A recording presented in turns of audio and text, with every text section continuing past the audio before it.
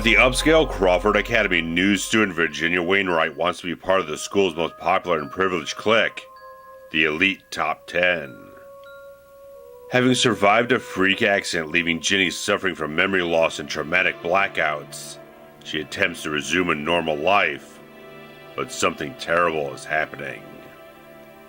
Her friends are disappearing mysteriously, but in reality, they are being ruthlessly murdered by an unknown killer. Ginny tries to find comfort and make sense of the psychological madness that is driving her mad with the help of a therapist, Dr. Faraday, but something far more twisted is awaiting her at the celebration of her 18th birthday.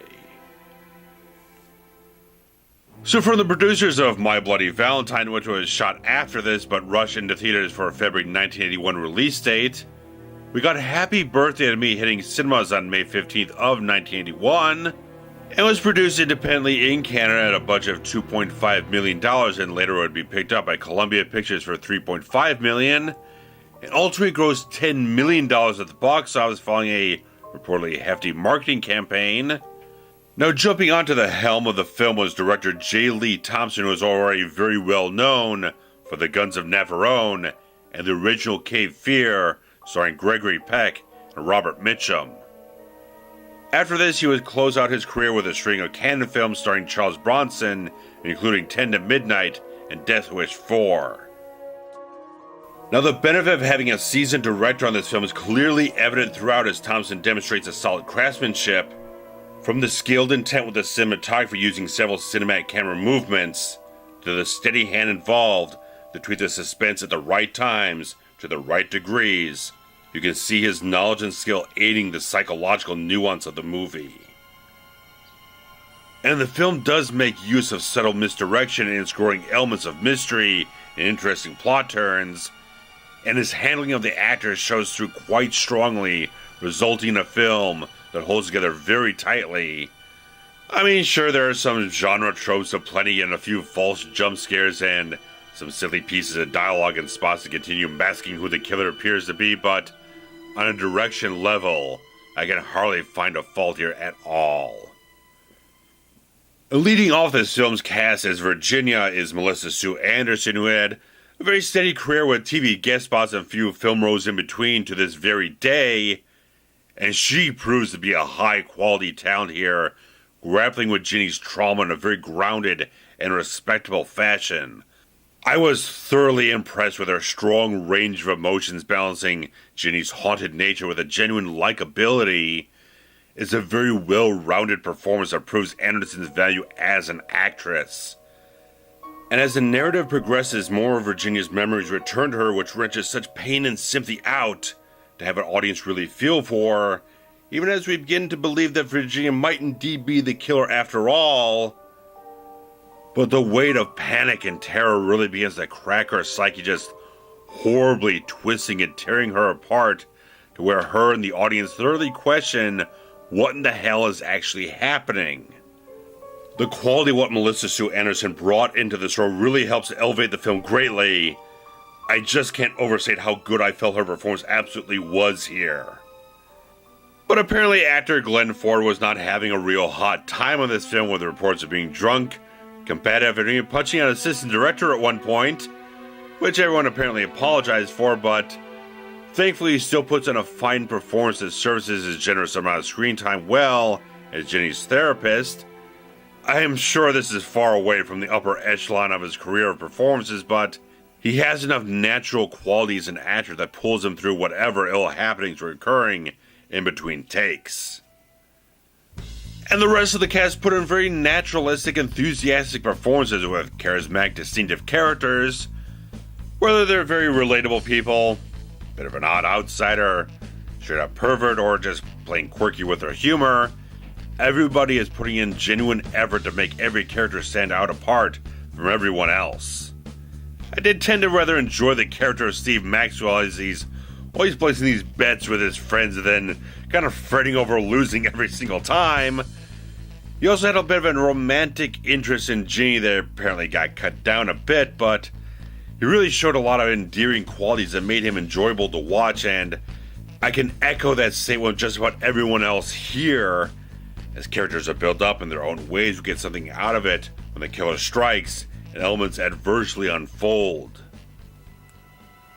Now, while the murder mystery angle of the film was pretty much a regular staple of many slashers at the time, I really like how it sets itself up as a standard slasher, but gradually reveals more layers to its story as it twists and turns towards its final act. The psychological focus to our main character Virginia makes this much more unique. I love how director Thompson and cinematographer make some stylistic choices when it comes to her traumatic flashbacks. The overall approach and execution of the psychological aspects of Happy Birthday to Me again show the director's 3 decades of experience and confidence overall, and drove the story in interesting and rather unexpected directions that I did find quite compelling. And while Columbia Pictures tried to market the film as having some of the most bizarre murders you'll ever see, producers never really felt that was appropriate, as many of the kills really just don't live up to that statement. Also, it's likely that a fair bit of gore was cut from the film due to the MPAA, as J. Lee Thompson was said to be throwing buckets of blood all around the set constantly, but final film has very reserved moments of gore until the final act. However, speaking of that final act, I choose not to spoil anything for anyone, but this ending is a real mindfuck of a thing because, strangely, there was no ending written as they were filming, and thus, while it really is a radically twisted conclusion, there is almost no build-up to it until very late in the movie. Still, I really appreciate what they did end up with, as it truly marks Happy Birthday to Me with a stronger notoriety than if it played out to a more predictable ending. Surely many of the flashbacks and supposed brain trauma would lead you towards a more logical conclusion, but I wouldn't trade this ending for anything else, even if it doesn't quite jibe with the general build-up. It's just really off the deep end and will really hit you out of nowhere in all the best kinds of wild ways. Still, the film features a lot of good quality suspense, a compelling narrative that takes full advantage of a very talented actress, and delivers a great deal of entertainment value while twisting your perceptions around. Being able to hit off an engaging slasher with some fresh turns definitely marks this, at least in my opinion, with some of the more genuinely solid Friday the 13th films. Also, it's a shame that no soundtrack was ever released for the film, as I found the score by Bo Harwood and Lance Rubin to be very impressive.